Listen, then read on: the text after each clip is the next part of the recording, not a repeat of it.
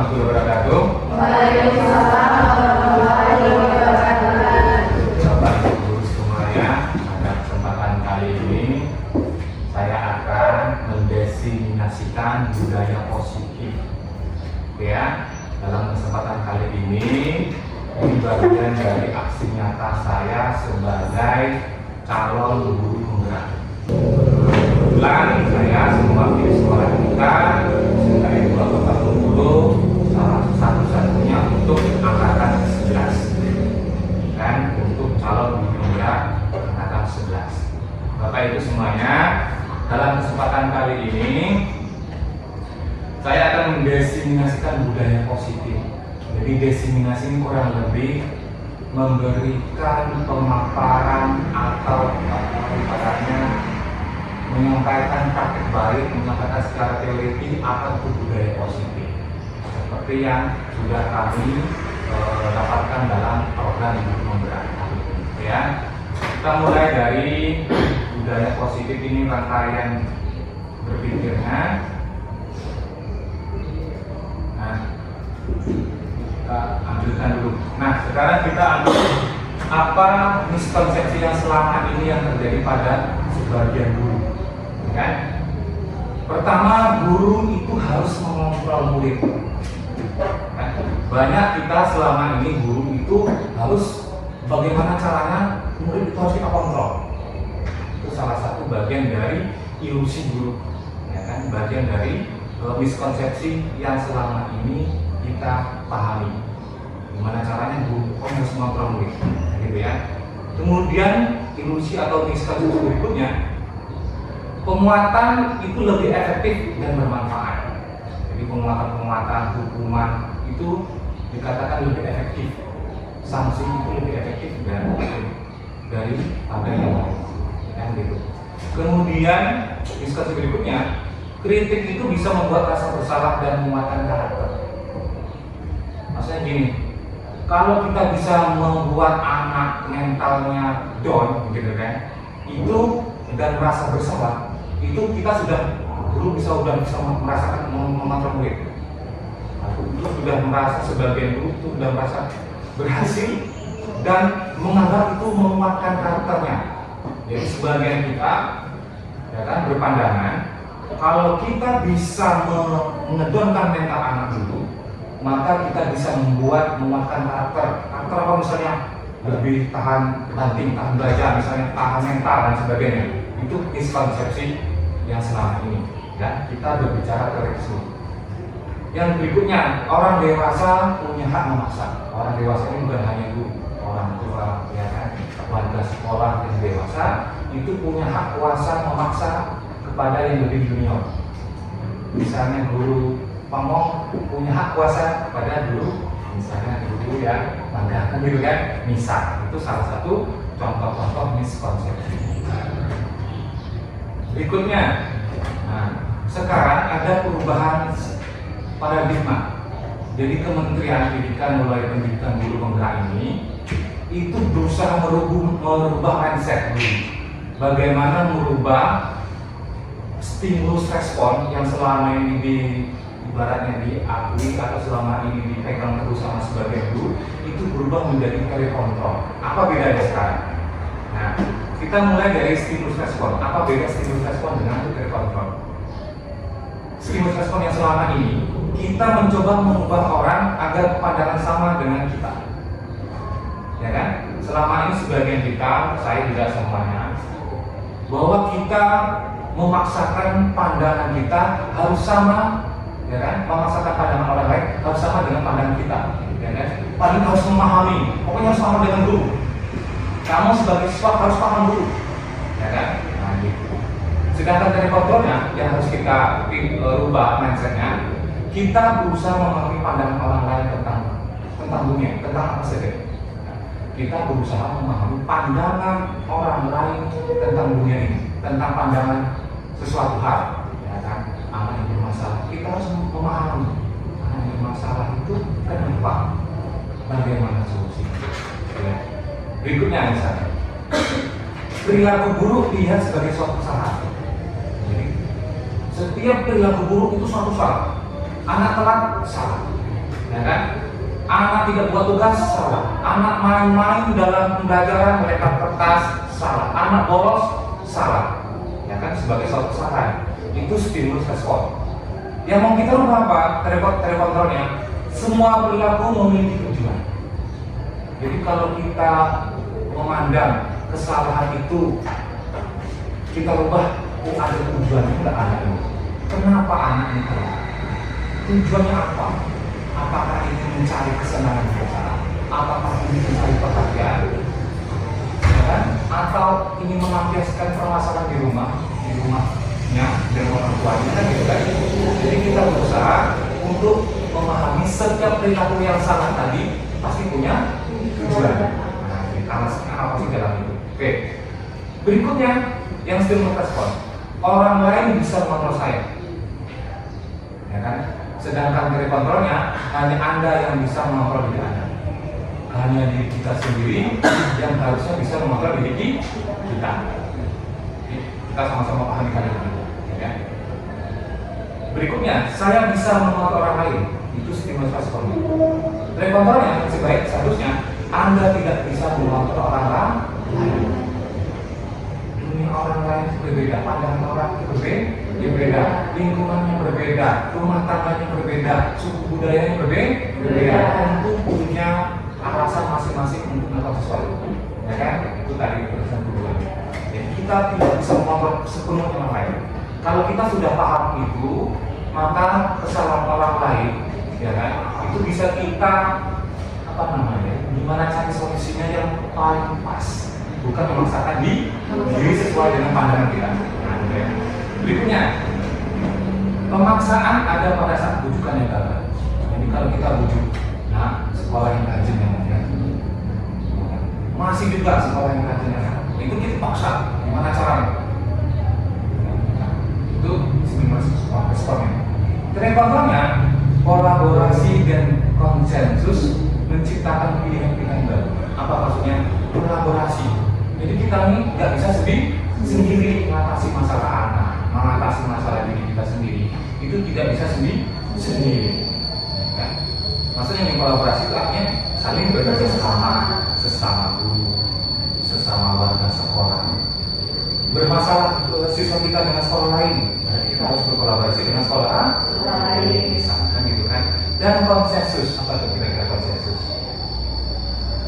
Konsensus itu sebenarnya kesepakatan, kolaborasi, kerjasama, konsensus, kesepakatan yang bisa menciptakan pilihan-pilihan yang paling baik, pilihan-pilihan baru, mana yang kira-kira yang paling tepat, ya kan? Yang tidak efeknya sedikit, yang efek negatifnya paling sedikit. Itu. Berikutnya, stimulus responnya model berpikir menang kalah. Kan? Pokoknya gimana caranya kalau menang atau kalah. Dari kontrolnya, bagaimana caranya model penyelesaian masalah itu berpikir menang dan menang. Ibaratnya kalau ada korban itu bisa menang, kalaupun ada yang penanganannya bisa menang. Pokoknya semua pihak itu bisa menang. Walaupun tidak semuanya bisa memuaskan setiap itu perubahan paradigma dari stimulus respon kita rubah bagaimana mengubah ke telepon. Oke, ada pertanyaan kira-kira? Bapak Ibu? Ada ya? Belum ada? Aku tanya Bapak nanti langsung, kalau kira-kira ada yang mengganti langsung tanya aja. Oke, kita coba sama-sama berdiskusi sini. Nah, sekarang apa itu disiplin positif? Jadi telekontrol yang dipilih oleh Kementerian Pendidikan dan Kebudayaan untuk kita para guru. Tadi kan ada ciri-cirinya ya untuk telekontrol. Anda tidak bisa mengontrol orang lain, hanya Anda yang bisa mengontrol diri sendiri, ya kan itu tadi. Tuh. Semua perilaku memiliki tujuan, jadi kita tidak lihat sebuah kesalahan ya. Semua kesalahan perilaku itu salah. Semua perilaku pasti memiliki tujuan. Berikutnya model berpikir menang-menang atau kolaborasi dan konsensus. Dan kemudian ternyata kebutuhan kita berbeda-beda. Kita berusaha memahami pandangan lain tentang dunia. Kita bagaimana caranya memahami dunia anak, bagaimana memahami dunia siswa, ya kan? Bagaimana kalau kita bermasalah dengan guru lain, kita bisa memahami pandangan guru lain, ya kan? Nah gitu. Sekarang turunannya apa? Makna disiplin. Dari Anda tidak bisa mengontrol orang lain, hanya Anda bisa mengontrol diri sendiri. Itu turunannya adalah makna disiplin. Belajar kontrol diri dengan menggali potensi kita agar tercapai tujuan yang mulia. Sesuatu yang sekarang yang kita inginkan berdasarkan nilai-nilai kita yang berharga. Jadi kita agar bisa kita mengontrol diri kita sendiri, setidaknya kita belajar menggali potensi kita masing-masing. Sebagai guru, kita bagaimana menggali potensi kita sebagai guru. Sebagai siswa, bagaimana caranya kita sebagai guru bisa menggali potensi siswa. Ya kan, tentunya dengan memahami tadi setiap anak punya tujuan masing-masing. Oke, itu kita sampai di sini. Berikutnya, semua perilaku memiliki tujuan. Nah, turunannya apa? Teori motivasi. Jadi setiap kesalahan itu ada 3 motivasi. Setiap kesalahan atau setiap perilaku ya, bukan cuma kesalahan, perilaku baik dan buruk itu ada 3 motivasi. Yang pertama, teori yang pertama menghindari hukuman. Anak buat tugas misalnya, itu dalam motivasinya yang penting jangan hukuman. Buat tugas ini soal asal dari yang penting tidak mendukung hukuman. Karena di awal-awal guru udah kasih ibaratnya ancaman. Kalau tidak buat tugas, bapak usul lari pusat, lari lapangan pusat, kerja. Berarti anak itu mengerjakan tugasnya hanya sekedar untuk menghindari hukuman. Motivasi kalau kayak gitu berarti motivasinya eksternal, pemaksaan, ya kan? Berikutnya, motivasi berikutnya adalah untuk mendapatkan imbalan. Apa contohnya? Siapa yang cepat buat tugas atau siapa yang bisa menyelesaikan ujian hari ini, bapak kasih 10.000. Dapat imbalan. Senang anak itu. Anak berlomba-lomba untuk dapat imbalan. Atau siapa yang dapat juara kelas ini, bapak kirim ke Singapura. Bisa. Ya, siapa yang semester ini ranking 1, dana kelas kita untuk ke Singapura. Bisa. Contoh, anak berlomba-lomba. Atau adik kita sendiri, Dek, kalau kau dapat ini peringkat 3 besar, kasih HP, bisa ya. Nah itu contoh adalah untuk mendapatkan imbalan. Setiap kegiatan perilaku baik negatif positif itu tujuannya mendapatkan imbalan. Itu nanti motivasi eksternal. Nah, mana yang paling bagus? Apakah internal atau eksternal? Tentunya internal. Nah, bagaimana caranya? Itu yang ketiga. Bagaimana kita setiap kegiatan, setiap usaha, kegiatan atau apapun ini itu untuk menghargai diri sendiri. Bagaimana memunculkan, itulah tantangan kita sebagai guru, memunculkan motivasi dalam diri anak. Setiap kegiatan apapun, mau di rumah, mau di sekolah, ya kan? Itu bagaimana dia tujuan atau motivasinya itu dari dalam menghargai diri sendiri. Saya buat tugas, biar saya belajar, biar saya pintar. Itu kan hargai dalam menghargai diri sendiri. Apa tujuannya? Nah, saya mau dapat beasiswa, mau meraih ekstra. Tapi menghargai diri sendiri, menghargai orang tua, itu motivasi dalam diri. Lakukan yang terbaik sebisa saya mungkin. Nah, itu menghargai diri sendiri.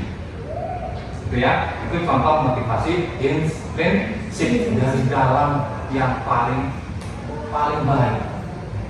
Dan sebisa mungkin kita mengeluarkan potensi anak tadi itu dari dalam sebisa mungkin, ya kan? Apakah berhasil atau tidak itu nanti. Yang penting kita sudah sebagai guru sudah berusaha maksimal untuk menggali potensi dari dalam diri anak itu sendiri. Ya, ada elemen. Oke, nanti turunannya. Kalau anak sudah bisa menghasilkan apalagi satu kelas, walaupun bukan tidak mungkin ya, akan tantangannya semua satu kelas misalnya 30 orang itu semuanya motivasinya intrinsik semua misalnya.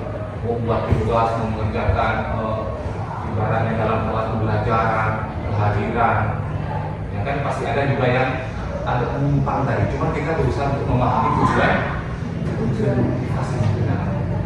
Nah, kalau sudah ada nilai intrinsiknya, nanti ada nilai-nilai kebajikan yang besar. Nanti kita jabarkan lagi apa itu nilai-nilai kebajikan yang besar. Disiplin, contoh-contohnya ya.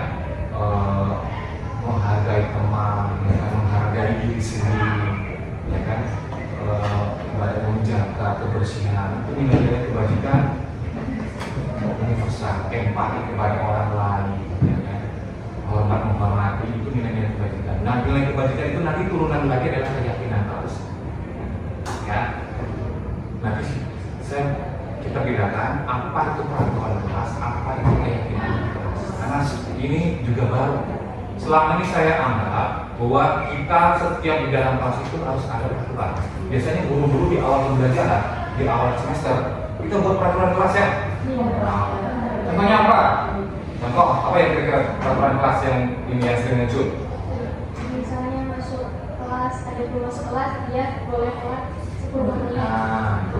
Misalnya tidak boleh terlambat lebih dari 10 menit, ya kan? Itu contoh peraturan kelas. Tidak boleh bermain-main selama pembelajaran. Tidak boleh membuang sampah sembarangan dalam kelas. Tidak boleh minum makan selama pembelajaran di kelas. Itu contoh-contoh peraturan kelas. Nah, nanti saya tampilkan bagaimana keyakinan kelas. Ya, ini kita. Berikutnya yang ciri-ciri dari teori kontrol tentang model berpikir menang-menang dan kolaborasi. Guru itu ada punya 5 posisi kontrol. Penghukum, yang pertama, pembuat rasa bersalah, yang ketiga guru sebagai teman, yang keempat guru sebagai pemantau, yang kelima guru sebagai manajer. Nanti kita jelaskan apa itu penghukum, pembuat rasa bersalah, dan yang paling bagus adalah guru itu sebisa mungkin sebagai manajer dalam mengontrol. Ini kan tentang teori ya, bagaimana mengontrol perilaku anak didik kita, oke ya, dengan cara segitiga fungsi. Nah, berikutnya yang kebutuhan atau pandangan orang lain tentang dunia.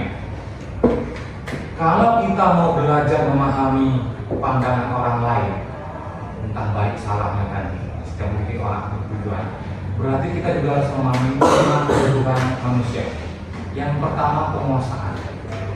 Anak didik kita atau kita sendiri atau sebagai manusia itu kita punya 5 kebutuhan dasar. Penguasaan. Contohnya penguasaan itu kita kalau bisa itu merasa lebih dibandingkan kawannya sesuai dengan bakatnya kita. Kalau kita sebagai pemain bola, gimana caranya kita diakui sebagai pemain bola misalnya. Kalau kita di kelas yang agak pintar, gimana saya merasa yang paling pintar di kelas. Kalau sebaliknya, kalau kita di kelas itu merasa kuat, gimana caranya kita menguasai kalau kita yang paling kelas. Itu adalah kebutuhan. Jadi setiap manusia punya kebutuhan untuk penguasaan. Penguasaan di mana kita membangkitkan potensi diri yang dimiliki setiap anak atau setiap individu, setiap kita sendiri. Berikutnya kasih sayang dan rasa sayang, rasa diterima. Kalau ibaratnya setiap anak, setiap kita juga pengen disayangi, didengarkan pendapatnya, ya kan? Itu yang kebutuhan yang kedua. Berikutnya kesenangan, ya kan? Misalnya anak yang mencoret-coret dinding, ya kan? Itu dia sebagai bentuk kesenangan. Saya senang menggambar, senang. Itu contoh kebutuhan dasar, senang. Apa kesenangan lainnya? Mungkin anak orang yang kesenangan bagi dirinya, ya kan? Walaupun dia nggak memikirkan efek jangka panjangnya atau risikonya. Kebebasan, misalnya dia masuk kelas, lagi guru lagi belajar, ya mungkin kalau dia pengen bebas, ya kan? Nah, kita bagaimana memahami pandangan anak, nah gitu ya. Itu contoh kebutuhan dasar. Oke. Di bagian model itu Pak ada guru sebagai teman atau manajer. Bapak tadi udah menjelaskan kita sebagai guru lebih ke manajer. Sedangkan yang kami terima selama ini kami terima Pak, guru harus menjadi atau masuk ke dalam dunia anak sebagai teman. Itu bagaimana Pak? Nah, untuk ke sana, oke, nanti kita kan saya sengaja saya bahas ini, tapi itu nanti ya.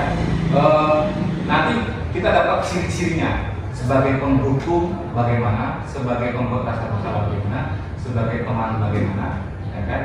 memantau bagaimana dan sebagai manajer. Oke. Atau bisa saya langsung aja ke slide berikutnya. Nah, posisi kontrol ya. Oke. Sekarang sekali saya bahas 5 posisi kontrol dulu. Ya. Kalau sebagai penghukum atau pembuat orang merasa bersalah, itu artinya kontrolnya dari luar, menghasilkan identitas yang gagal. Identitas anak itu identitas yang merasa gagal, dirinya gagal. Kalau identitas berhasil sukses, itu sebagai teman dan pemantau. Atau identitas berhasil dan sukses untuk kontrol diri, itu manajer. Atau gini aja, biar ini saya tampilkan videonya dulu, biar kita bisa menyimak masing-masing contoh dari 5 posisi kontrol. Mana kedengaran suaranya ya? Tadi ada itu. Ada tulis Oke. Tapi paling nggak kita bisa nyimak. Ini saya bilang ini ya. Kita perhatikan 5 posisi dengan kasus yang sama. Walaupun nggak kedengaran, paling nggak ada teksnya. Nanti kita bisa simak perbedaan masing-masing. Nah, ini guru sebagai penghukum. Kontrolnya guru kepada anak itu sebagai penghukum. Kasusnya anak terlambat. Sama kasusnya ya.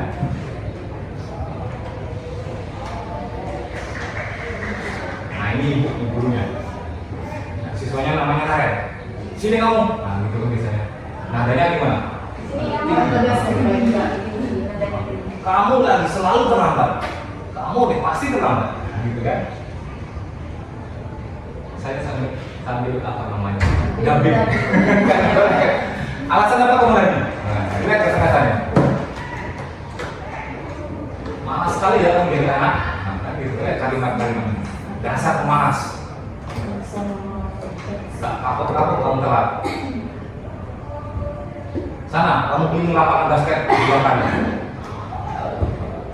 Anak, gitu ya, agak protes mau keliling, apa hubungannya terlambat dengan keliling lapangan basket? Berani ya jawab? Wah, ini ya ada bicaranya kan? Ini, saya suaranya nggak betul. Saya jadi artis. Nah, 5 kali lapangan basket biar kapok. Nah, berarti tujuannya akan menghukum biar kapok. Nah, lihat ciri-cirinya. Posisi penghukum itu menghardik, menunjuk-nunjuk, berkaca, tinggal, membentak. Nah, gitu ya. Ciri-cirinya. Hukuman yang berupa verbal itu bahasa dan fisik. Dampaknya apa bagi anak? Pendendam. Kalau ketemu anak yang pendendam, tambah lagi anak pendendam. Tidak mempunyai guru atau mata pelajaran yang diambil. Ini contoh kasus kalau terlambat. Bisa terlambat ke kelas ya kan? Ini terlambat ke sekolah kan? Dan ke kasus yang lain. Ini sekarang apa? Gagal membuat rasa bersalah. Lihat kalimat-kalimatnya. Fokus dan ekspresi ibunya, ibu gurunya ya. Masih sama, Karen juga ya. Cuma posisi gurunya sekarang pembuat rasa bersalah. Lihat, kamu kenapa terlambat lagi nak? Nah, gitu ya. Ya Tuhan, senangnya bikin ibu susah. Kalau nanti ibu yang ditegur bapak kepala sekolah, ya. Nanti disangka bapak tidak bisa bina kamu. Ya, nah inflasinya agak lebih rendah. Cuman bikin anak itu merasa bersalah karena dianggap tidak menghargai gurunya. Kamu suka ya kalau bapak ditegur kepala sekolah? Harus apa gitu? Kan gitu kan? Kamu sih sering terlambat itu harus apa? Dan sudah kali-kali jangan bikin ibu susah jangan ya. Gak dikasih hukuman. Cuman kalimatnya tadi seperti memelas, tapi gimana ya? Apa? Seolah-olah anak itu bersalah betul gitu kan terhadap gurunya. Sekarang kita perhatikan membuat merasa bersalah dari suara cenderung melembut gurunya ya. Tenang, namun kata-katanya mengarahkan murid. Berikutnya, guru akan menyatakan hal-hal yang merasa kesalahan ada pada murid dengan membuat guru menderita. Jadi seolah-olah itu guru menderita. Gara-gara kamu, ibu ditegur kepala sekolah. Gara-gara kamu, ibu bermasalah dengan guru lain. pikiran gara-gara nggak bisa bina kamu sih datang nggak pernah di tempat waktu bolos terus. Itu kata-kata sebagai pendukung, sebagai yang merasa bersalah. Nah sekarang sebagai teman kita perhatikan ya. Nanti bisa jadi pertanyaan di dosen di kampus ini. Oke, ini juga dari kementerian masalahnya ya. Selamat pagi Bu, kelas sudah jam berapa nih nak? Nah, kalimatnya perhatikan kalimat perbedaan antara kalimat tadi. Terlambat lagi ya saya. Nah, daripada untuk kata sayangnya. Habis, kamu nanya kata ibu. Bukannya kamu larinya paling kencang. Kok bisa telat ya? Saya terlambat bangun tadi Bu. Datang nggak kerja Bu, gitu kan? Ya sudah, nanti kamu larinya lebih kencang lagi ya. Nah, gitu. Biar nggak telat maksudnya. Ini kata-kata dari ibu. Bikin senang demi ibu. Ya, kan? Jadi apa yang dilakukan adalah bikin senang kita sebagai guru. Gimana caranya? Itu sebagai teman mendekatkan diri kepada guru. Oke, tidak ada hukuman kan? Cuman ibaratnya bagaimana anak ini menurut dengan kita sebagai teman kan? Nah, suara guru akan ramah, cenderung bersenda gurau. Jadi ada senda gurau ya kan? Untuk menghangatkan suasana. Nah, adalah identitas pada anak adalah identitas usaha yang berhasil. Namun perlu diingat karena ini masih dorongan ekstra. Nah, ya kan? Kita perhatikan tadi yang pertama deh, ada motivasi internal yang eksternal. Jadi apa tadi termasuk penghargaan kan? Menghargai sebagai teman guru kepada anak. Guru anak juga teman. Jadi sebagai monitor masih ngaren yang sama. Lanteng namanya. Sama lah kayak Bapak Halim.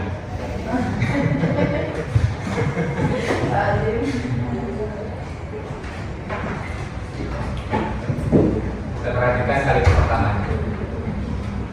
Apa peraturan sekolah kita tentang jam berapa kita harus masuk sekolah? Dia belum mengingatkan peraturan sekolah. Kita masuk jam 7 Bu, ya kan? Sekarang buat jam berapa? Sudah 20 menit kamu telat. Nah, konsekuensinya saya harus tinggal kelas jam istirahat selama 20 menit karena tertinggalnya 20 menit berarti nggak boleh masuk di kelas 20 menit. Ini sebagai pemantau. Oke. Dikasih ke tugas tambahan untuk menutupi ketertinggalan tadi selama 20 menit. Nah, mengandalkan perhitungan atau data untuk mengontrol murid. Dia pakai waktu 20 menit loh kamu. Sekarang 20 menit juga kamu dikasih sanksi atau konsekuensinya. Mana tadi? Kita lihat. Nah, bersuara data, tidak emosional, tidak bersenda gurau, tidak ada senda gurau tadi ya, atau menggunakan suara tinggi. Ulang lagi, sambil kos. Nah, tercipta identitas positif, ada identitas positifnya. Ini yang memantau lebih tinggi dari teman, nah, lebih tinggi dari teman, karena dia data sama data. Senantiasa memantau, murid diberikan sanksi, maka guru pun harus selalu mengawasi. Dia kasih sanksinya, konsekuensinya dari disuruh istirahat selama 20 menit enggak, jangan masuk kelas dulu, tapi dikasih tugas tambahan. Nah, ini lebih dari posisi teman. Oke. Guru mengarahkan murid untuk ke peraturan, jadi di datanya di situ. Oh, kita setiap ada peraturan 20 menit, nah, bagaimana? Every data pada anak tadi. Nah sekarang bagaimana posisi manajer untuk kasus yang sama? Perhatikan untuk yang paling posisi yang paling bagus. Selamat pagi Naren.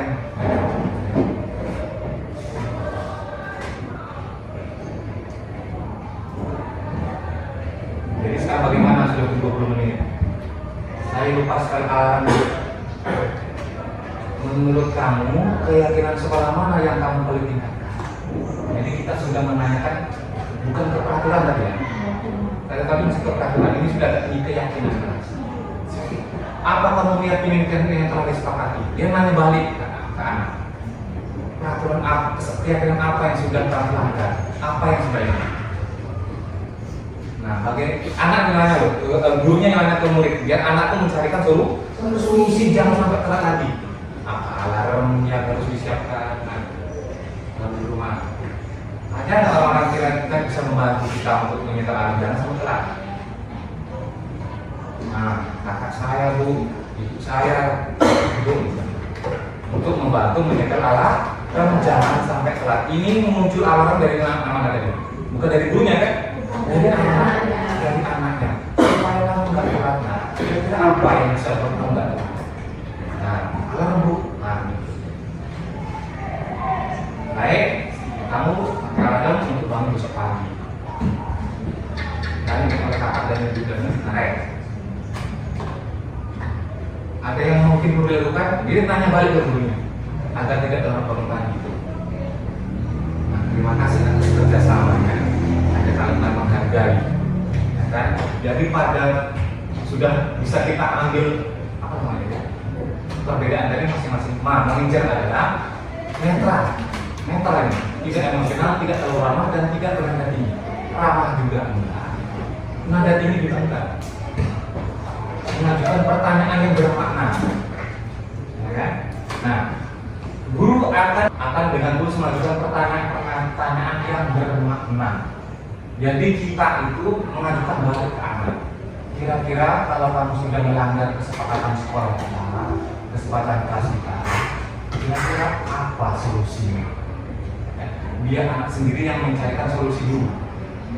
Kita membimbing, guru membimbing murid untuk memecahkan masalahnya secara mandiri. Apa bedanya dengan teman tadi? Masih kan? Guru sebagai teman. Nadanya ramah betul. Tapi apa sebagai apa tadi? Kalau dia nggak berkaitan dengan waktu kan? Bukan. Cuma sekedar rasa memelas ya kan? Menganggap tolong ini kalian akrab gitu. Tapi nggak ada solusinya nggak ada solusinya dari anak, nggak ada solusinya, nggak ada bimbingan khusus dari gurunya. Nah itu ya posisi kontrol sebagai manajer. Anak dapat berdampak murid akan mandiri, percaya diri dapat mengangkat masalah. Itu dampak itu bagi anak. Jadi anak bisa dapat mencari solusi dari setiap permasalahan yang mereka buat sendiri. Nah, itu sebaiknya. Motivasi mana yang dapat mendapat intuisi dari murid? Tentunya sebagai manajer posisi yang paling ideal. Ideal itu gimana kalau kata ideal dan realitas? Kan ada dua yang berbeda antara ideal dengan realitas di lapangan. Bapak Ibu kan pasti nanti ketemu di lapangan akan bertemu yang ideal dengan yang realitasnya. Tujuan seorang guru menciptakan murid-murid yang mandiri, merdeka dan bertanggung jawab. Tujuan kita itu gambaran 5 posisi kontrol yang menjadi ajaran refleksi bagi kita semua sebagai guru. Ada pertanyaan? Ada pertanyaan Bapak Ibu? Oke. Tadi kan ada 5 posisi Pak, yang pada di hari ini kan posisi manajer. Apakah di setiap setiap permasalahan anak kita harus menerapkan posisi manajer? Itu bagaimana dengan posisi yang lain? Yang biasanya kan yang jadi teman itu kan anak lebih merasa gimana Pak, emosionalnya lebih merasa dekat seperti itu. Oke. Kita dengan 5 posisi kontrol ini kan kita kan perubahan paradigma ya. Selama ini teman itu kalau guru sebagai teman itu posisi yang paling pas ya kan? Dengan perubahan paradigma dari stimulus respon ke kontrol, dari kontrol ya kan? Kita berusaha dulu. Teman mungkin sudah kita lakukan, ada nggak efeknya? Tadi teman tuh nggak pakai data, mau telat berapa menit enggak masalah. Itu contoh dari jam 7 kesepakatan masuk kelas, masuk sekolah ke 7.20 nggak pakai data. Beda dengan yang posisi pemantau, pakai data ya. 20 menit pasti ada konsekuensinya dia tidak mengulangi. Tapi dengan dua bahasa yang data, bahasanya tetap menghargai.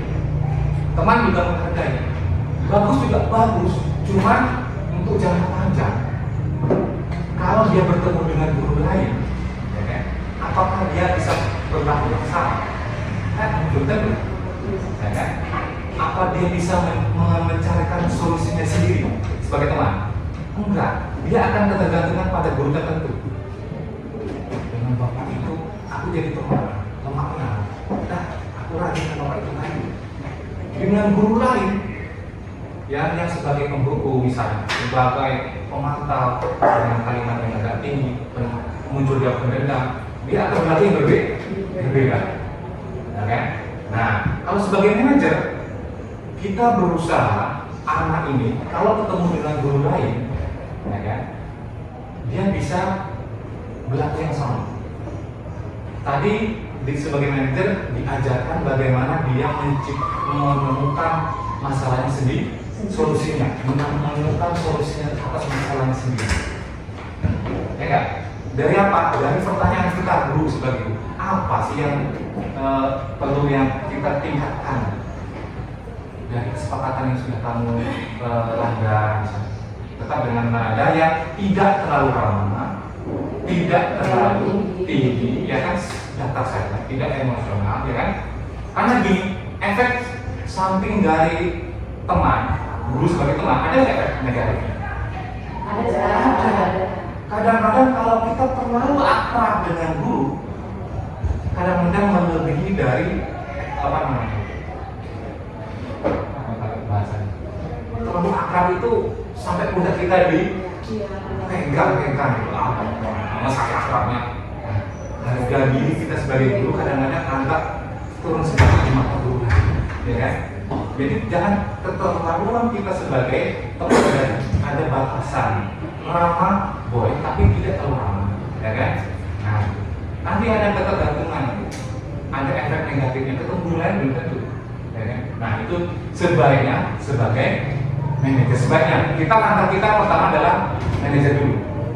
Nah, pertanyaan berikutnya, kalau ketemu karang itu sudah kita kasihkan solusi sebagai manajer, hari berikutnya dengan kita lagi terlambat lagi. Hari berikutnya dia sudah tahu kalau solusinya adalah dengan alarm ya, tapi terlambat lagi. Nah, apa posisi sebaiknya? Apa posisi sebaiknya? Karena pasti ketemu masalah yang tidak ideal kan, yang realitas di lapangan itu berbeda. Ada ketemu anak itu memang apa namanya ya? Tadi kebutuhan dasar manusia tadi ingin penguasaan, ingin bebas, dia nggak bisa mengontrol dirinya sendiri gitu. Nggak konsisten dengan peraturan sekolah, keyakinan sekolah. Jadi walaupun telat dikasih solusi, mesti telat lagi ngeremnya ya. Nah, bagaimana itu solusinya? Mungkin Pak, kalau dari Pak, kalau sebagai manajer udah kita coba nih dari posisi manajer, terus yang lainnya juga tidak bisa Pak, mungkin bisa kita limpahkan ke dalam itu Pak, bimbingan guru BK-nya Pak, karena biar guru BK yang lebih mendalami apa penyebab anak itu terlambat seperti itu Pak. Mantap itu jawaban yang paling bagus ya. Jadi makanya kita natural aja, maka kalau ketemu anak yang bermasalah ya, yang kita posisikan kita berulang-ulang kali, solusi yang paling baik adalah dengan konseling, ya kan? Ini kan contoh tadi guru tiket, guru ya kan? Makanya yang paling baik adalah dengan kolaborasi, konsensus. Kita tidak bisa menyelesaikan anak ini sendiri. Ada wali kelas, ada guru BK, ada kesiswaan yang bertahap, ada orang tua. Dia menjadi kehidupan orang tuanya, kakaknya. Kalau masih belum lagi, berarti kita perlu konseling. Kita panggil orang tuanya. Apa iya hidup alarm kemarin hari ini sebelum tanggal sekian hidup alarm. Apa iya ini enggak? Kalau kita sudah kalau solusi dari anak sendiri, tapi anak tidak bertanggung jawab atas solusi yang ditemukannya sendiri, kita perlu konsol. Itu langkah yang paling bagus, konseling. Tidak ada tahapan yang lain. Selain tidak mungkin kita sudah posisi itu kita jadi penghukum ya. Kalau aku lagi dihukum aja lah. Apa yang mengurusi itu? Dilakukan iya, terus telat. Nah, sudah kamu tuh akhirnya kan jadi apa tadi? Sudah kamu tuh terus jadi muncul jadi penghukum lagi. seandainya sudah dikonsulin, sudah dilakukan tindakan administrasi, dikasih narasi ini terbentuk Kita kalau sudah konseling itu kan tahap akhir baru. Konseling DBK, kolaborasi dengan orang tua, kolaborasi dengan wali kelas, ya kan? Sudah kita naikkan ke wakil kepala sekolah bidang siswaan misalnya. Sudah kita kasihkan segala cara dikasihkan ke kepala sekolah, ya kan? Misalnya terlambatnya itu 1 bulan telat tuh, gurunya nggak masuk kelas, ada yang bolos terus sepanjang 1 bulan misalnya. Berarti langkahnya adalah kalau orang tua sudah kita libatkan, semua sudah kolaborasi, kepala sekolah sudah turun tangan, konseling tidak bisa dilakukan, sudah habis usaha yang maksimal, kita kembalikan ke orang tua.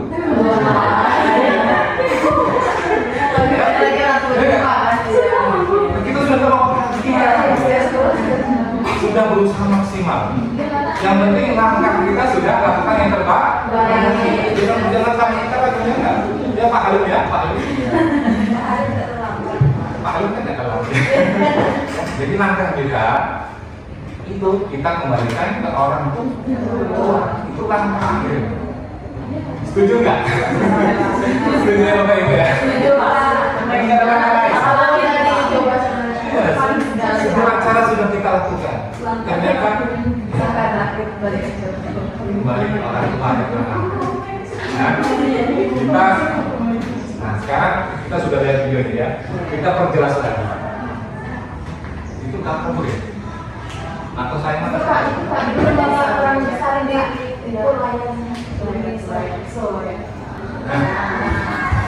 Ya, saya akan mengulas saja. Karena ini sebenarnya di antara materi yang budaya positif inilah yang sebenarnya yang harus kita rubah mindset. Karena ini paling banyak kontrolnya kan.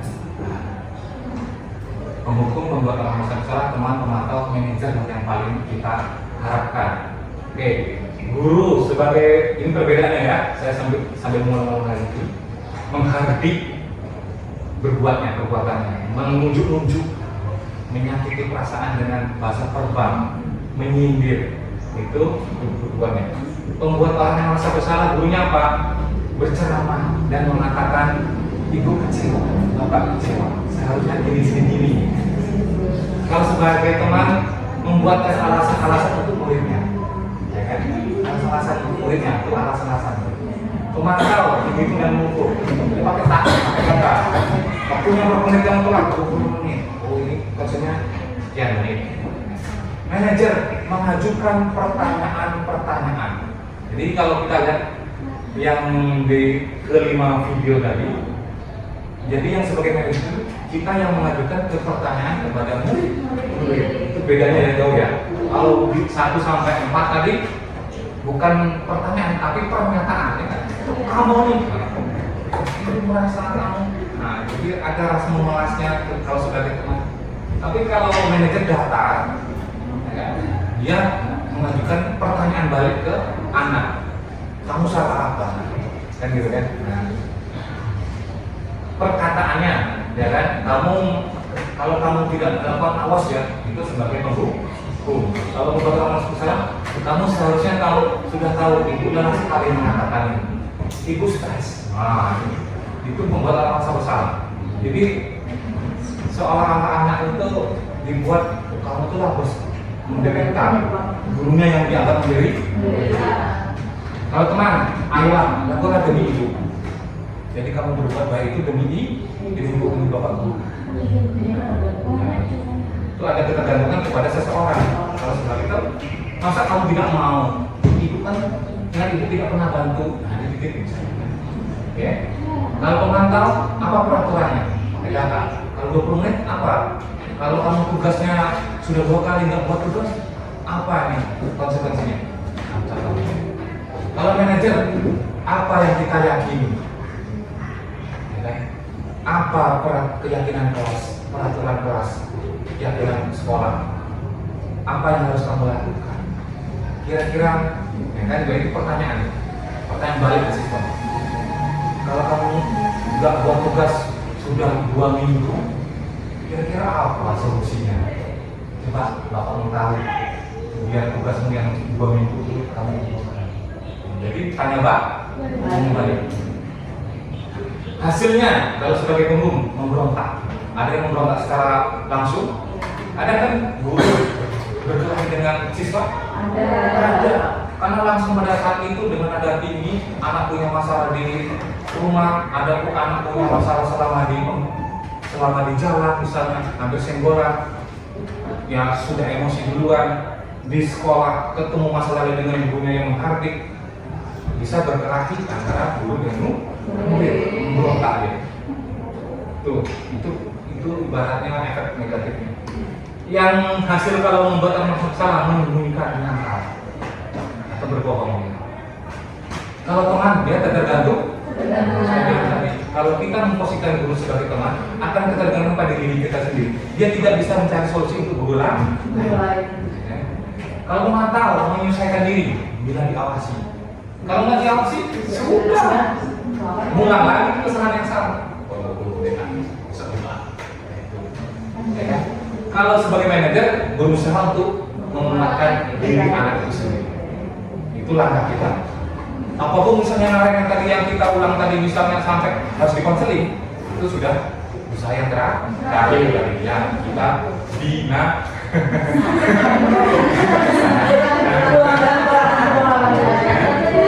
Saya selesaikan kamu. Oke, kaitannya dengan dunia yang berkualitas. Murid meletakkan guru di luar dunia berkualitas. Murid itu seperti menganggap guru di luar dunia. Murid meletakkan guru dalam dunia yang berkualitas. Sementara sudah di dalam, masih ada. Sebagai teman, murid meletakkan guru sebagai orang yang sangat penting di dunia. Jadi makanya muncul ketergantungan. Kalau pemantau, murid meletakkan guru peraturan dan hukum. Jadi murid itu meletakkan semuanya itu guru ini sebagai peraturan. Oh itu ketemu bapak yang guru peraturan nanti itu sebagai guru pemantau. Kalau supir manajer, murid meletakkan dirinya sebagai individu yang positif. Jadi kita berusaha bagaimana meletakkan murid itu sebagai orang yang bertanggung jawab terhadap dirinya sendiri. Ya. Oke, kalau murid berkata yang dari menguap, biarkan saja nanti juga marah-marah lagi. Jadi kalau guru sudah menandai, murid kalau sudah menandai gurunya, si guru semua mengaku, kayak gitu lah. Ya. Kalau membuat anak salah, muridnya akan berkata maafkan saya, maafkan saya guru. Kalau sebagai teman, itu ya, murid berkata dalam hatinya ya, bisa dalam hatinya atau bisa langsung. Saya pikir bapak itu cuma saya, ternyata begitu ya. Jadi ada ketergantungan, kadang-kadang malah bisa melampaui batasan antara guru dengan murid. Kalau kita sebagai memantau berapa banyak bintang yang harus saya tulis, berapa halaman harus saya tulis. Maksudnya gini, sebagai pemantau tadi kan berkaitan dengan data. Kalau anak yang rajin masuk kelas, kamu dapat bintang atau hadiah. Ini misalnya SD ya, kamu dapat hadiah, ada rewardnya. Jadi dia berkaitan dengan data. Berapa halaman yang harus saya tulis, misalnya kamu telat 10 menit, nanti disuruh tulis 100 kata, saya tidak terlambat lagi. 100 kali, saya tidak terlambat lagi, saya tidak terlambat. Misalnya itu ya, itu contoh-contohnya. Nah, kalau sebagai manajer, muridnya akan berkata, bagaimana cara saya bisa memperbaiki keadaan? Bagaimana cara saya memperbaiki keadaan? Jadi anak berpikir seperti ini betul. Caranya bagaimana? Ya. Dampak pada murid, kalau bagi penghukum akan mengulang lagi kesalahan yang sama, karena dia sifatnya pasti menghukum lagi, bisa ulang lagi, sudah terbiasa. Merasa rendah diri kalau merasa orang bersalah. Kalau anak jadikan orang yang merasa bersalah, apalagi ketemu anak yang ada introvert ya misalnya, itu merasa bersalahnya paling ini gitu, rendah, makin introvert ya. Kalau sebagai teman lemah, tidak mandiri, dan tergantung. Kalau memantau, menitik beratkan pada sanksi atau hadiah. Jadi dampaknya kalau pemantau itu ada hadiahnya. Kalau kamu berbuat kayak gini-gini, baru itu kasih hadiah atau kasih hadiah, itu kasih reward. Kalau bisa mengerjakan duluan ini ujian ini, bisa pulang duluan. Ya, itu dampak pada murid. Manajer, dampaknya mengevaluasi diri anak itu sendiri, bagaimana cara memperbaiki atau memperbaiki kesalahan yang sudah dilakukan. Itu ya, sudah bisa bedakan penghukum, pembuatan masa bersalah, guru sebagai teman, guru sebagai pemantau, guru sebagai manajer. Oke, jadi tahu nanti kalau ke depannya bagaimana kalau kita efek-efek negatifnya kalau guru sebagai teman. Ya, sebisa mungkin kita lakukan adalah sebagai manajer, sebisa mungkin dalam keadaan ide. Tidak juga konseling, tidak juga bimbingan. Gitu ya, ya Pak Adil ya. Nah, oke, kita sambil memahami tadi pernyataan-pernyataan. Saya kecewa sekali dengan kamu. Itu sebagai komponen mana? Ya, kita sama-sama mengevaluasi dari video dari yang saya ringkas tadi. Kalau kalimat pernyataannya dari gurunya, saya kecewa dengan kamu. Itu kalau kita ngomongkan itu kontrolnya apa sorry guru? Iya, benar masa besar. Yang kedua, kamu tidak benar melakukannya. Menghukum ya. Ayolah lakukan demi ibu, demi bapak. Jadi segala sesuatu yang kamu lakukan itu demi bapak, demi ibu. Agak mengimbang gitu. Apakah kamu mendapatkan stiker bintang hari ini? Mantap. Jadi ada efek imbalan, ada efek hukum, itu pemantau. Bagaimana kamu bisa menyelesaikan masalah ini? Kamu selalu yang paling terdekatan. Kamu selalu yang paling terakhir udah tugas apa itu? Siapa kalau kita katakan dulu? Kamu selalu paling terakhir bukan tugas bisa. Penghukum, ya. Ya. Kata-katanya atau bisa jadi pembuat merasa besar ya nggak? Bisa jadi pembuat merasa besar. Kamu terakhir mengumpul tugas. Nah, ini kan? Bapak Ibu kita semua. Oke. 3 perbedaan, ada hukuman, ada konsekuensi, ada restitusi dalam menyelesaikan masalah anak. Kita lihat ya. Kalau hukuman, sesuatu yang menyakitkan terus terjadi. Kamu lari 100 kali lapangan, menyakitkan kan?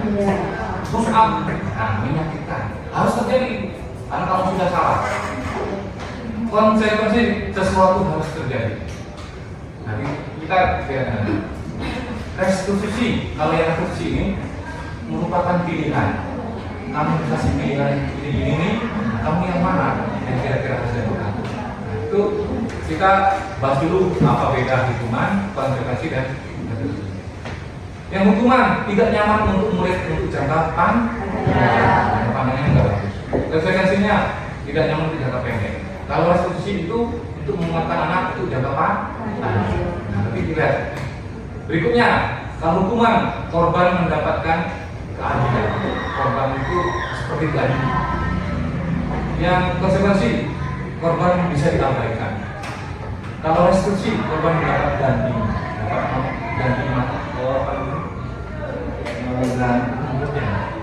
korban ini mendapatkan solusi dari permasalahan itu. Hukuman berikutnya, murid akan tersakiti. Kalau konsekuensi, murid dibuat tidak nyaman. Kalau restitusi, murid akan mendapatkan semua pemahaman. Hukuman perilakunya agresif. Jadi kalau dihukum itu pada posisinya dia akan malah agresif. Kalau di konsekuensinya dia penguatan hanya bertahan dalam jangka waktu pendek. Kalau restitusi itu masalahnya bisa terpecahkan. Setidaknya bisa menghasilkan solusi dari diri sendiri. Hukuman tidak akan berjalan bila murid tidak takut. Ya, kan? Tidak berjalan kalau murid tidak takut. Kalau konsekuensi memerlukan monitoring atau supervisi dari terus-menerus dari guru, ada ketergantungan. Kalau restitusi, murid belajar untuk tanggung jawab untuk perilaku yang sudah dilakukan. Kalau hukuman berlaku hanya pada sebuah institusi, tidak berlanjut pada kehidupan nyata. Ya. Hanya pada di sekolah. Kalau telat, rajin telat, dikasih hukuman yang mungkin untuk jangka panjangnya nggak ada efeknya. Dikasih hukuman lari itu ada efeknya. Nanti di tempat lain di rumah berulang lagi yang sama. Itu si tempat lain juga akan mengulang lagi yang sama. Kemudian kalau konsultasi membantu penerapan mengikuti peraturan dalam masyarakat adalah sifat membantu. Kalau restitusi fokus pada pemecahan masalah jangka waktu yang panjang. Kita efeknya untuk jangka waktu yang panjang. Hukuman peraturan adalah titik-titik. Kamu harus titik-titik. Peraturan terlambat sekian menit, kamu harus ini. Kalau konsekuensi, apa peraturannya? Masih ada pertanyaan. Mampukah kamu melakukannya? Terima kasih atas ini, ya kan? Kalau restitusi, apa yang kamu yakini? Apa yang kamu yakini? Sama-sama pernyataan, sama-sama pertanyaan, tapi ada beda mana sedikit. Apa yang kamu yakini atas masalah yang kamu buat? Apa yang bisa kamu lakukan untuk memperbaiki masalah? Jadi ada solusi dari anak sendiri. Kalau hukuman, murid akan membenci pelaku. Kalau konsekuensi, murid akan menghormati pelaku. Kalau restitusi, murid akan menghormati dirinya sendiri. Kita pada prinsipnya kalau kita memberikan dari tiga tahapan, dari tiga jenis antara hukuman, konsekuensi dengan restitusi, berarti yang paling bagus adalah restitusi karena bersifat positif. Di konsekuensi sifatnya netral, yang hukuman yang negatif, yang konsekuensinya netral. Sekarang, ya, ini perbedaannya hukuman dengan konsekuensi. Nah, ini contoh, ya, apa beda ini? Tindakan dulu ya, yang hukuman.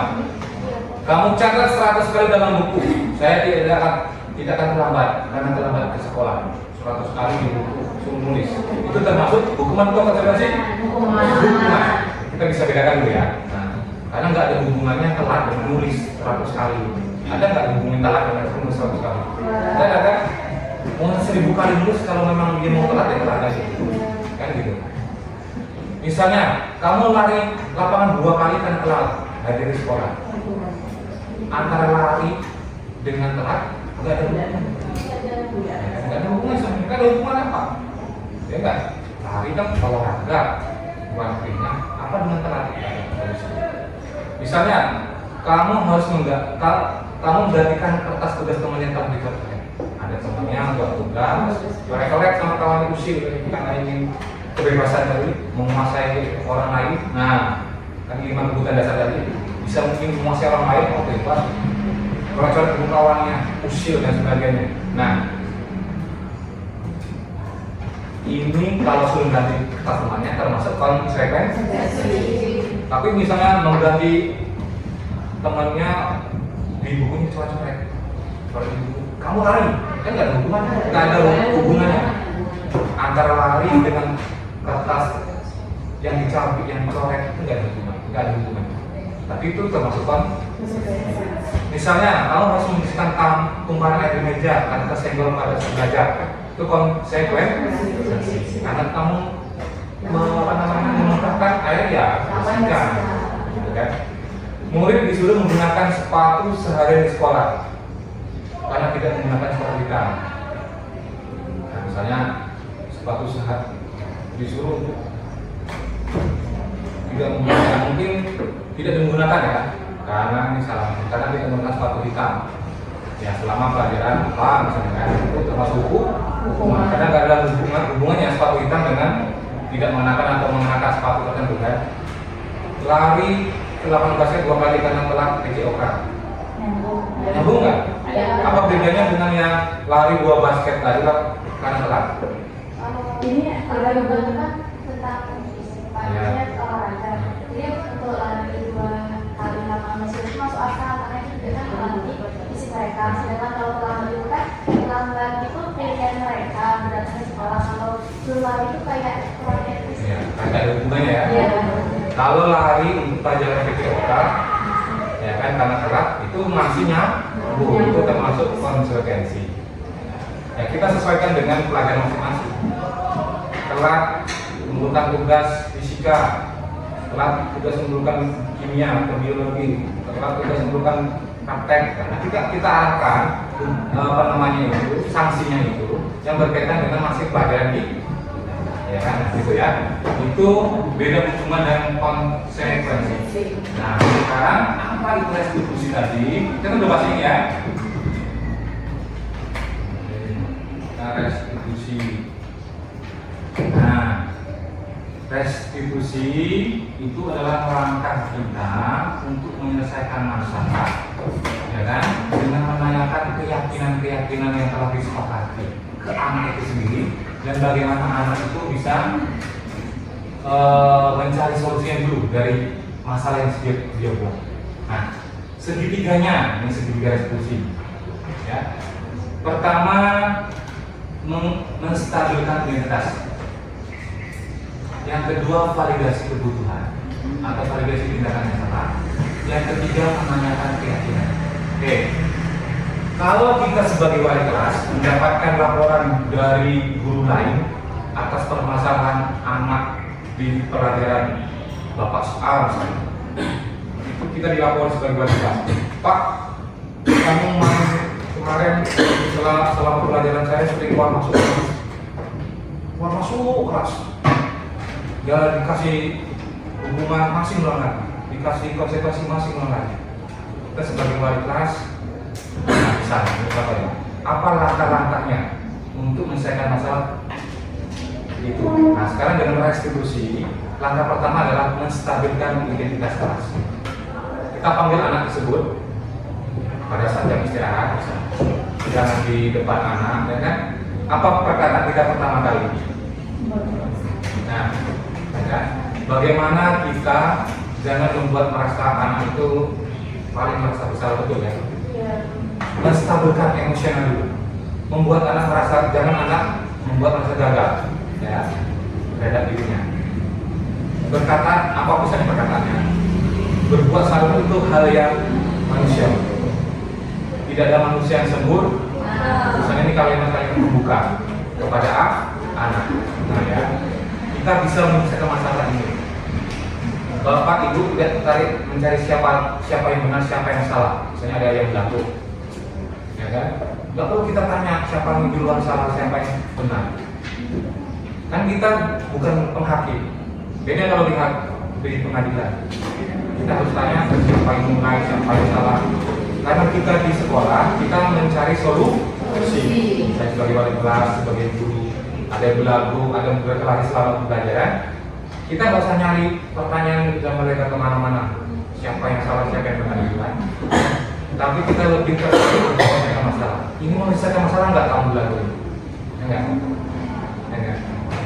Kalau kamu menilai diri terus, apa kamu bersikap baik pada diri? Nah, itu contoh-contoh pertanyaan atau pernyataan kepada anak saat menstabilkan. Ini langkah pertama ya. Ini kan 3 langkah tahapan tadi ya. Restitusi, langkah yang paling baik dibandingkan hukuman, dibandingkan konsekuensi. Ya kan, itu langkah yang paling baik. Sama dengan posisi kontrol tadi. Langkah yang paling baik adalah manajemen. Kalau kita ingin memberikan sanksi kepada anak, bukan hukuman, bukan konsekuensi, tapi langkah yang terbaik adalah restitusi dengan segitiga. Berikutnya validasi kebutuhan, langkah keduanya. Pertanyaan bisa kayak gini, kamu bisa saja kan melakukan yang lebih buruk, tapi kamu tidak mempertanyakan. Kamu itu sebenarnya bisa lebih buruk dari ini, tapi kamu tidak mampu. Dia sudah akan meningkatkan pendidikan, membantu anak mengenali kebutuhan yang ingin dipenuhi ketika melakukan kesalahan.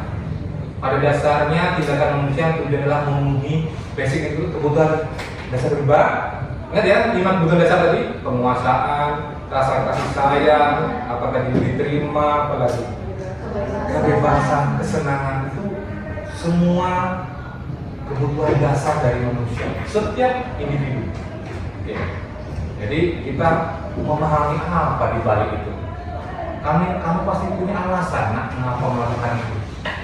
Kamu ada nggak alasan kenapa sampai kamu perlu si Bagas kemarin? Kenapa kamu sering masuk pas pelajaran ibu kita? Kenapa? Jadi ada pertanyaan. Alasan apa kamu melakukan itu? Ya. Apa yang penting bagi kamu? Misalnya, apa sih yang penting yang kita nyari kebutuhan dasar itu apa? Menggali kebutuhan dasarnya yang nggak dipenuhi. Misalnya anak yang keluar masuk dalam kelas itu biasanya ingin merasa diperhatikan, baik diperhatikan oleh temannya sendiri atau diperhatikan oleh gurunya. Karena selama di dalam kelas bisa jadi orang yang sering keluar masuk kelas itu orang yang merasa ingin enggak merasa dihargai, jadi ingin aku pandai kalau aku bisa melakukan yang diperhatikan orang masuk jago bisa. Nah kan gitu kan, jadi ada kebutuhan dasar yang tidak terpenuhi. Dia apa sekarang yang harus kamu penuhi? Kamu boleh kan berusaha menjaga sikap itu, tapi tambahkan sikap yang lain. Nah itu contoh-contoh validasi kebutuhan. Kamu bisa kayak ini, tapi kalau bisa ada sikap yang lain yang lebih bagus, lebih baru. Nah, apakah kamu jawabkan dengan besok lebih baik besok tanya lagi? Tanya kembali ke anak. Kan itu validasi kebutuhan. Langkah terakhir, menstabilkan identitas, kita menstabilkan identitas anak dulu, ya kan? Kita jangan menyebabkan anak dulu, kita buat setiap orang punya merasa pernah bersalah, pernah buat kesalahan yang tidak ada manusia sempurna. Itu kan kalimat-kalimat ini ya, mendinginkan suasana, mendinginkan suasana batin. Kemudian kita tanyakan apa alasannya, kebutuhan dasar apa yang harus dipenuhi dari anak. Nah sekarang langkah terakhir, menanyakan keyakinan. Anak melihat kesalahannya bukan dengan norma sosial budaya yang berdasarkan manusia untuk berinteraksi dengan orang lain. Nilai kebajikan tadi. Kita memang belum bahas ini untuk kita. Tapi setidaknya kita sudah tahu nilai-nilai kebajikan yang bagus yang harus kita terapkan, harus kita yakini. Gurunya lakukan ini. Apa nilai yang kita percaya seperti kita? Nanyakan balik ke anak. Nilai-nilai universal, nilai-nilai kebaikan apa yang telah kita sepakati? Kalau kelas ketiga itu seperti apa sih? Misalnya anak bawa sampah sembarangan. Kelas yang paling ideal tuh kalau dia ibadah itu apa gimana? Ruangan kita bagaimana? Nanyakan kan? Ya. Kamu ingin jadi anaknya seperti apa? Nanyakan balik. Apa yang kamu rasakan? Kalau ketika kamu melakukan itu, kamu menjadi orang yang seperti apa? Ya, jadi pada keyakinan kelas ini kita sudah menghubungkan ke bukan hanya ke peraturan sekolah ya, keyakinan sekolah. Keyakinan sekolah kita hubungkan. Terus anak dapat solusi. Ya, nah itu kurang lebih menaikkan. Ada pertanyaan? Ada? Oke, kita cuman saya ada pertanyaan tentang keyakinan kelas. Oke, sekarang kita bedakan dulu antara peraturan kelas dengan keyakinan kelas. Oke, kita ulang lagi.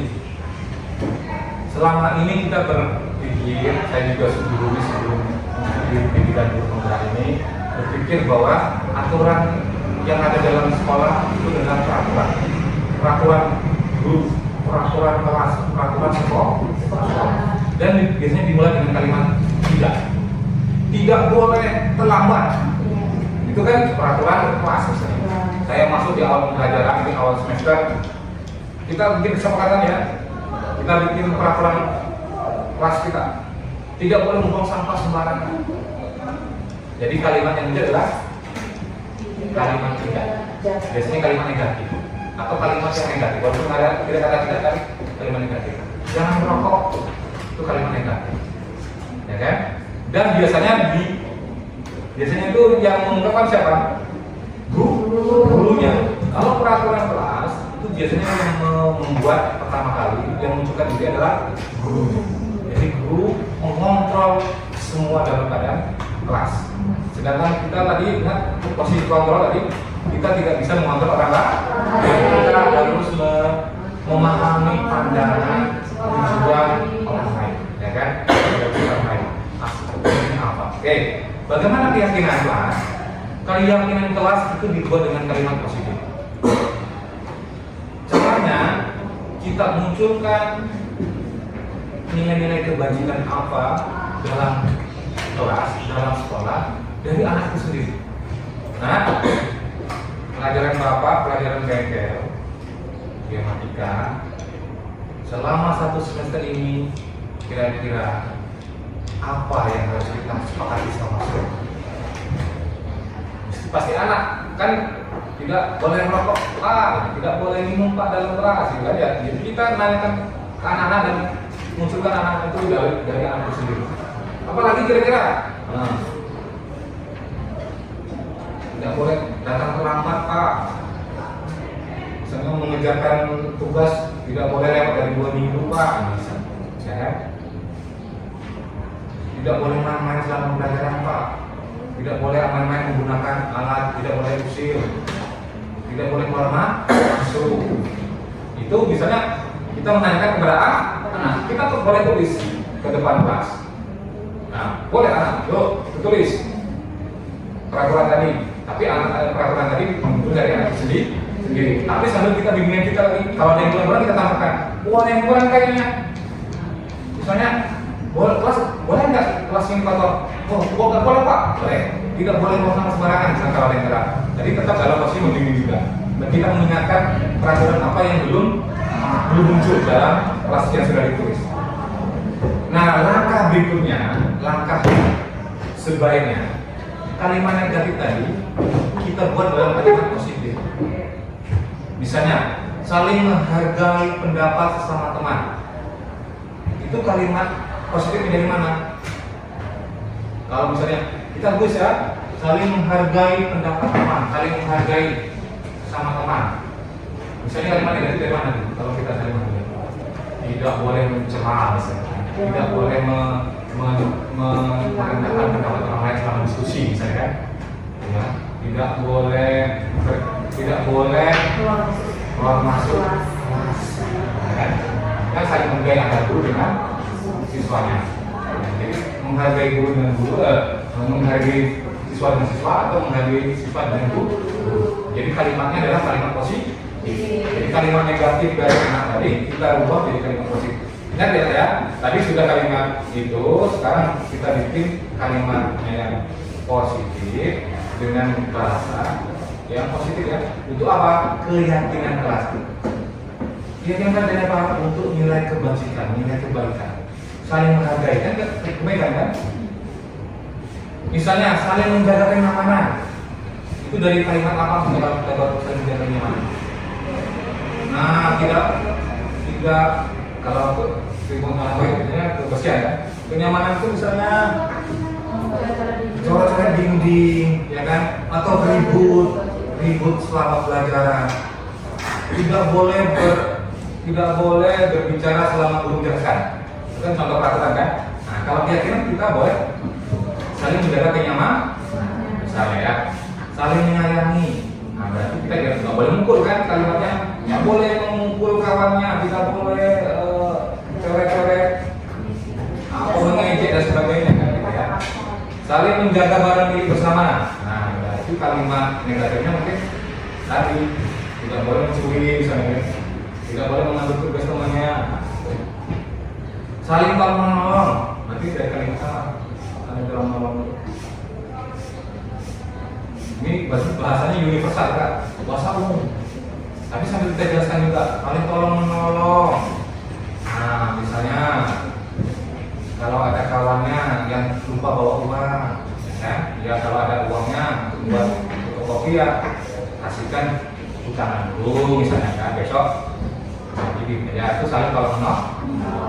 Belajar sungguh-sungguh, sepenuh hati. Itu kalimat-kalimat pastinya. Selalu bersyukur. Ya. Jadi kalimat-kalimat yang berkaitan dengan peraturan sekolah tadi, yang kalimatnya negatif, kita rubah menjadi keyakinan kelas. Ini materi baru nggak? Ada sebelumnya? Materi baru. Ini terus terang ini materi baru. Karena juga bagi saya selama guru, jadi guru saya hampir 18 tahun dari 2005. Berapa tahun? Ya. Sudah 18 tahun ya. Nah, selama ini saya anggap sebelum guru orang itu peraturan kalimat yang enggak. Nah, sekarang kita berubah mindset kita, berubah peraturan itu menjadi keyakinan yang harus kita sepakati sama-sama karena mengandung nilai-nilai keterbukaan, saling menghargai, kan kebaikan, saling berempati, saling tolong-menolong, selalu bersyukur.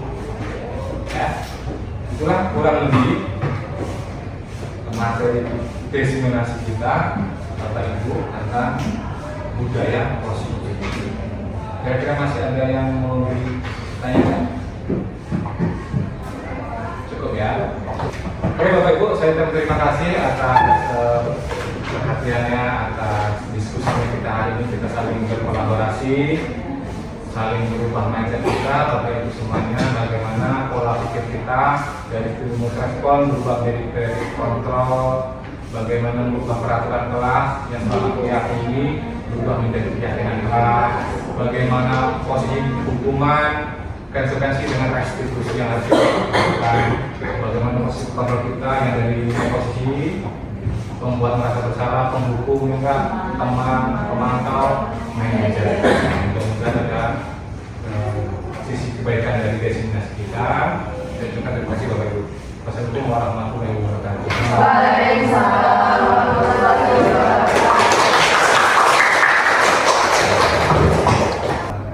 Baik, saya Siska, saya merupakan guru bimbingan dan konseling. Setelah mengikuti destinasi dari Pak Kusdianto, saya mendapatkan pemahaman baru, banyak pemahaman baru, terutama itu dalam 5 posisi guru.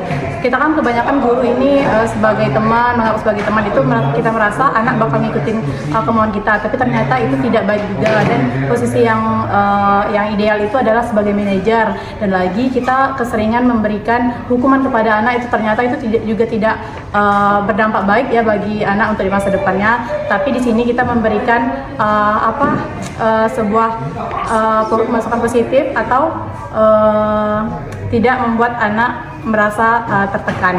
Mungkin itu pemahaman baru yang saya dapatkan. Terima kasih. Assalamualaikum warahmatullahi wabarakatuh. Saya Desta Mega Nadia, guru bimbingan dan konseling.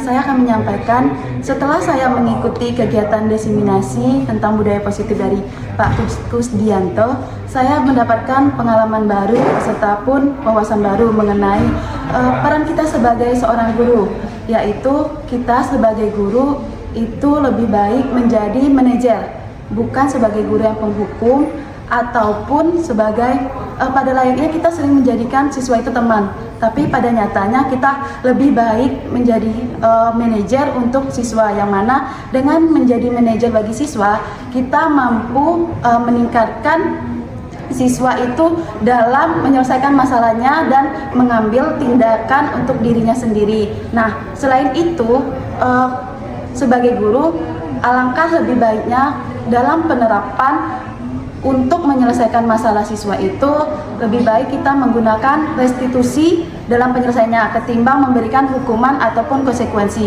karena itu tidak akan berdampak baik ke depannya bagi siswa. Mungkin hanya itu saja yang dapat saya sampaikan, kurang dan lebih saya mohon maaf. Wassalamualaikum warahmatullahi wabarakatuh. Assalamualaikum warahmatullahi wabarakatuh. Saya Liza Konaa, guru bimbingan dan konseling. Jadi setelah saya mengikuti diseminasi budaya positif dari Bapak Kusdianto, saya mendapatkan ilmu baru terutama tentang bagaimana seharusnya kita menghadapi siswa, bukan menjadi seorang guru yang menjadi penghukum ataupun teman yang terlalu akrab, tapi lebih kepada guru yang menjadi mentor atau yang lebih kepada bagaimana kita menyadarkan siswa terkait dengan apa yang menjadi masalahnya dan dia sendiri yang mencari solusi atas masalahnya, bukan kita yang mendikte mereka. Oke, itu saja. Terima kasih. Wassalamualaikum warahmatullahi wabarakatuh.